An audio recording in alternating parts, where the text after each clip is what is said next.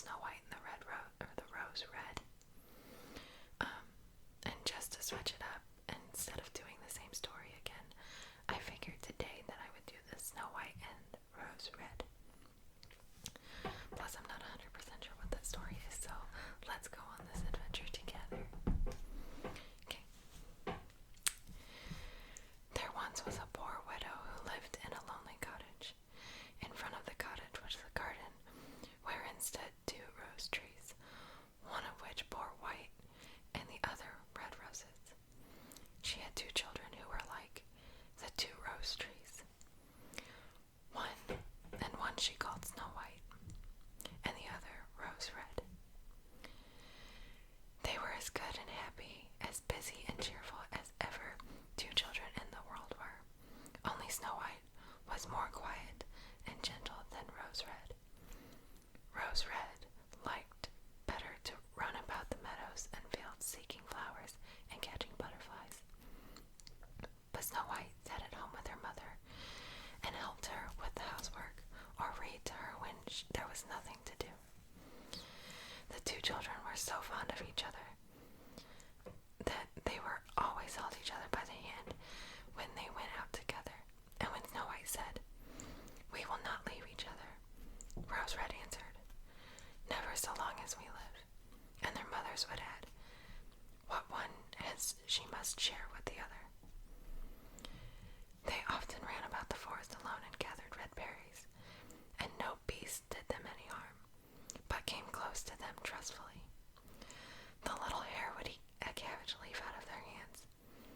The roe grazed by their side, the stag leapt merrily by them, and the birds sat still upon the boughs, and snag whatever they knew.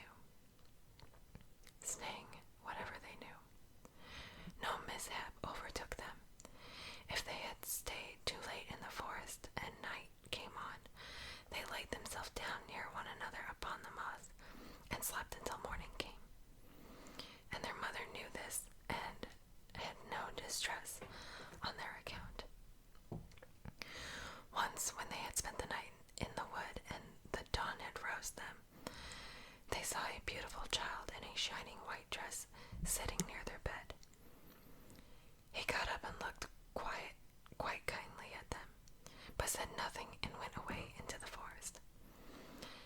And when they looked round, they found that they had been sleeping quite close to a precipice, and they certainly had fallen into it in the darkness if they had gone only a few paces further. And their mother told them that it must have been an angel who watches over good children.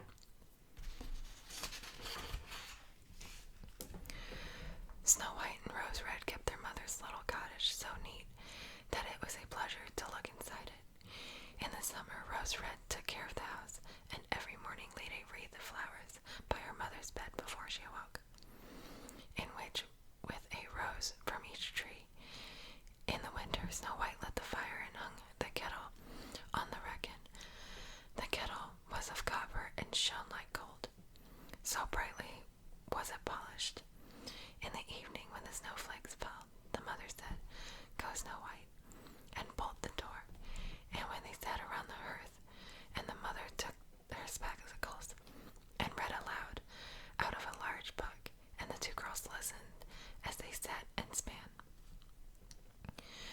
And close by them lay a lamb upon the floor, and behind them upon a perch sat a white dove with its head beneath its wings. One evening, as they were thus sitting comfortably together, someone knocked at the door as if he wished to be let in. The mother said, "Quick, Rose Red, open the door. It must be a traveler who is seeking shelter." Rose Red went and pushed back the bolt, thinking it was a poor man, but it was not.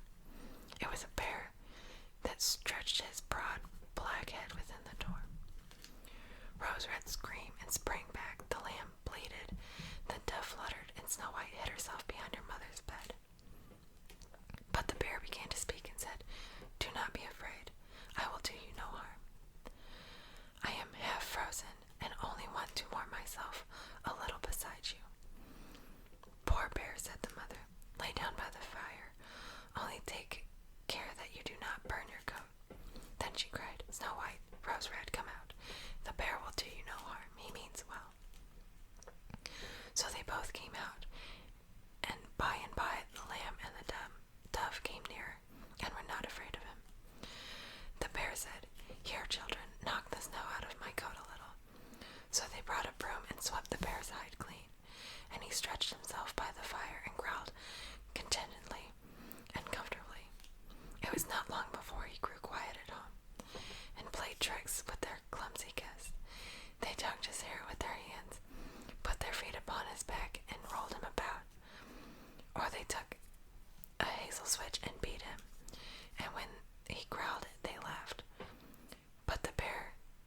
took it all in good part. Only when they were too rough he called out, "Leave me alive, children." Snowy White, Rosy Red, will you beat your lover dead? When it was bedtime, the others went to bed. The mother said to the bear, "You can lie here by the hearth, and then you will be safe from the cold and the bad weather." As soon as day dawned, the two children let him out and trotted across the snow in the forest. Henceforth, the bear came every evening at the same time, laid himself down by the hearth, and let the children amuse themselves with him as much as they liked. And they got so used to him that the doors were never fastened until the Black Friend arrived. When spring had come, and all outside was green, the bear said one morning to Snow White, "Now I must go away, and cannot come back for the whole summer." "Where are you going, my dear? Where are you going then, dear bear?" asked Snow White. "I must go into the forest and guard my treasures from the wicked dwarfs. In the winter, when the earth is frozen and hard, they are obliged to stay below and cannot work their way through. But now, when the sun has thawed and warmed the earth, they break through it and come out and pry and steal. And what once gets into their hands and in their caves does not easily see daylight again." Snow White was quite sorry for his going away, and she unbolted the door for him. And when the bear was hurrying out, he caught against the bolt, and a piece of his hairy coat was torn off, and it seemed to Snow White as if she had seen gold shining through it. But she was not sure about that. The bear ran away quickly and was soon out of sight behind trees. A short time afterwards, the mother sent her children into the forest to get firewood. There they found a big tree which lay felled on the ground, and close by the trunk something was jumping backwards and forwards in the grass, but they could not make out what it was. When they came nearer, they saw a dwarf with an old, withered face and a snow-white beard a yard long. The end of the beard was caught in a crevice of the tree, and the little fellow was jumping backwards and forwards like a dog tied to a rope, and did not know what to do.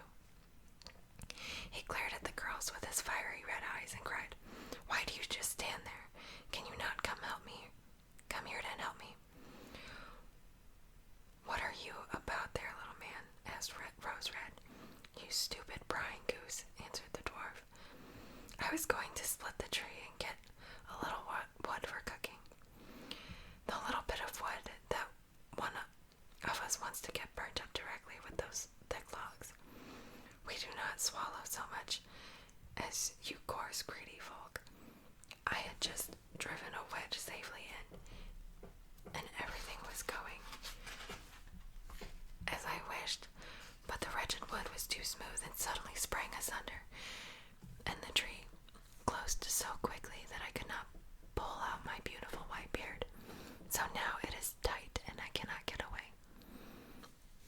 The silly, sleek, milk-faced things laughed. How odious you are." The children tried very hard, but they could not pull the beard out. It was caught too fast. "I will run fetch someone," said Rose Red. "You senseless goose," snarled the dwarf. "Why would you fetch someone? You're already too many for me. Can you not think of something better?" "Don't be impatient," said Snow White. "I will help you." And she pulled her scissors out of her pocket and cut off the end of the beard. As soon as the dwarf felt himself free, he laid hold of a bag which lay amongst the roots of the tree, and which was full of gold, and lifted it up, grumbling to himself,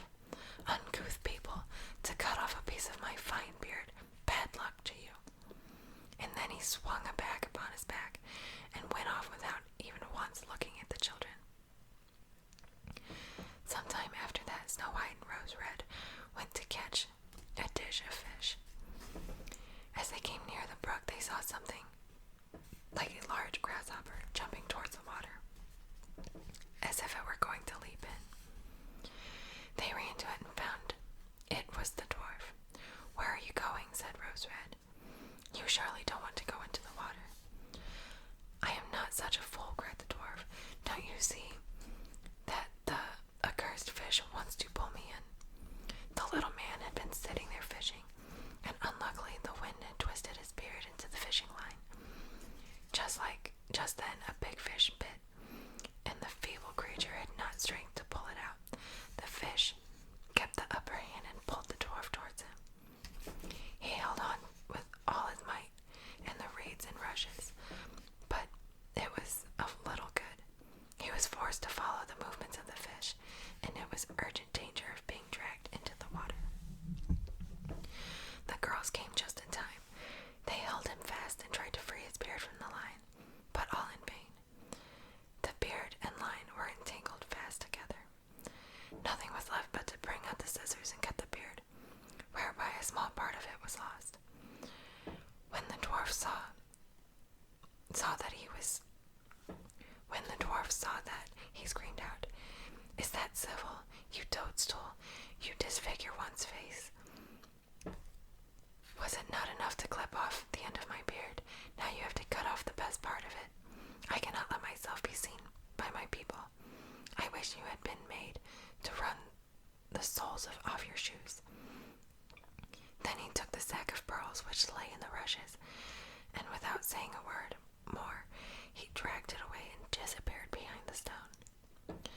It happened that soon afterwards the mother sent the two children out to town to buy needles and thread, and lace and ribbon. The road led them across a heath upon which huge pieces of rock lay strewn here and there. Now they noticed a large bird hovering in the air, flying slowly round and round above them. It sank lower and lower, and at last settled near a rock not far off. Directly afterwards, they heard a loud, piteous cry. They ran up and saw with horror that the eagle had seized their old acquaintance, the dwarf, and was carrying him off. The children, full of pity, at once took tight hold of the little man and pulled against the eagle so long that, at last, he let his booty go. As soon as the dwarf had recovered from his first fright, he cried with his shrill voice, "Could you not have done that more carefully? You dragged in my brown coats, so that, all torn and full of holes, you helpless, clumsy creatures." Then he took his sack full of precious stones and slipped away again under the rock into his hole. The girls, who by this time were used to his thanklessness, went on their way into their own business in town. As they crossed the heath again on their way home, they surprised the dwarf, who had emptied out his bag of precious stones in a clean spot, and had not thought that anyone would come there so late. The evening sun shone upon the brilliant stones. They glittered and sparkled with all the colors so beautifully, and that the children stood there and looked at them. "Why do you stand there? Why do you stand gaping there?" cried the dwarf, and his ashen gray face became copper red with rage.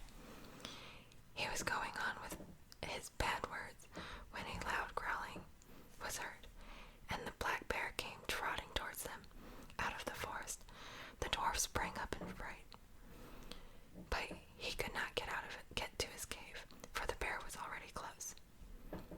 Then in the dread of his heart he cried, "Dear Mr. Bear, spare me, I will give you all my treasures.